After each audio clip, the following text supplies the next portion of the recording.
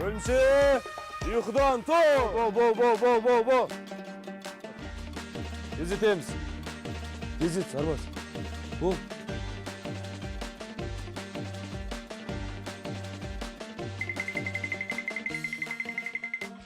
Түзел.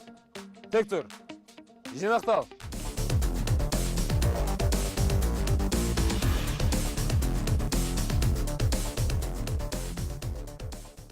Түзел. Тек тұр. Жарайсыңдар. Тура осылай бүкіл норматив тапсыратын боласыңдар әлі.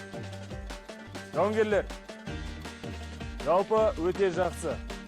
Әлі осылай барлық нормативтерді тапсыратын боласыңдар. Жалпы айтқанда, жарайсыңдар. Мырза. Бірақ рұқсат бар. Рұқсат. Сіз ұйғайда норматив дейсіз. Нормативті кім ойлап тапқан? Сұрақ орында.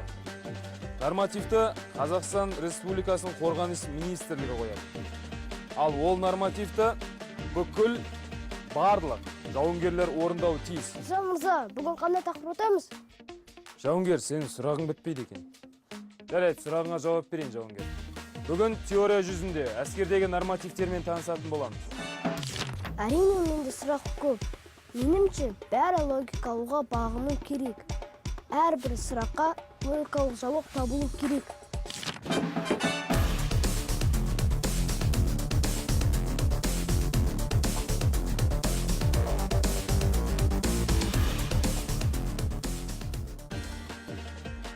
Таңғы ас ішуге кіріс. Ас болсын десаңшылар. Осымен түсінбедім, неғып әскерде жауынгерлер өзін киімін жуады, тамағын салады. Осымен түсінбедім. Енді солай болу тиіс қой. Тура сызымызды сақтайтын ғой, солай болу тиіс. Кім айтты, қасан айтты? Доғар әңе. Бұл не бітпейтін бассыздық. Тұр орнынан, жауынгер. Бұл әскер, ондай бассыздыққа жол жоқ. Тиісті емес, сенің араласатын шаруаң емес. Түсінікті ме? Дәл солай. Ештеңе етпес. Сержант таңқаман екенім рас болса, әлі бұйрықты бұлжытпай, еш сұрақсыз орындау керек деген түсінетін боласың. Түсінікті ме? Хоп, болады. Ал қазір кезектен тыс аула тазалайтын боласың. Қарама маған олай. Тек тұр. Отыр. Таңғы ас ішуге кірсін.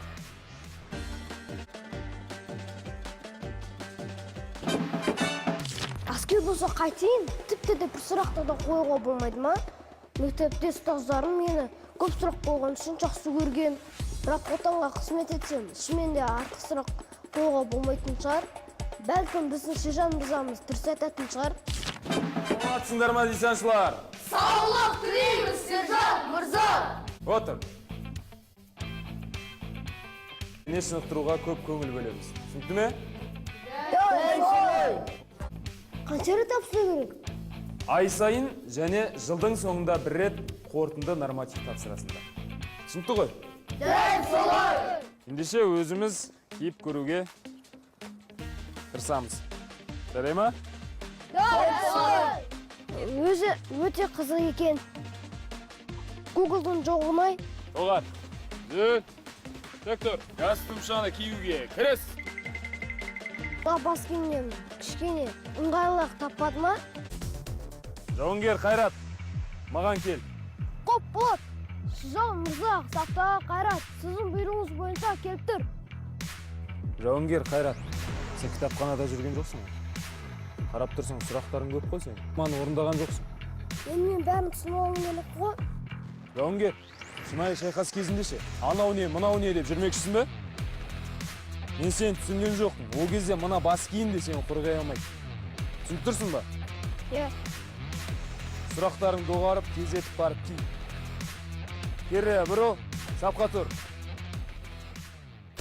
2, 3, 4, 5, белгі бер.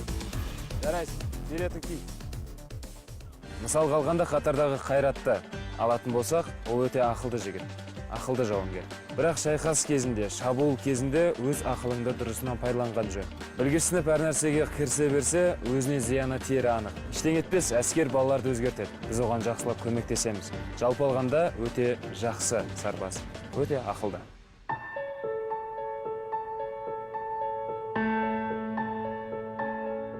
Құрметті менің ұстазым, әскерден жалынды сәлем. Сіз сабақ кезінде менің бүкіл сұрағыма жауап беретінсіз. Сол үшін сізге алғысым шексіз. Ал әскер мектеп сияқты емес, мүлдем басқаша. Бұл жақта көп сөйлегендерді білгіш деп мазақ қылады.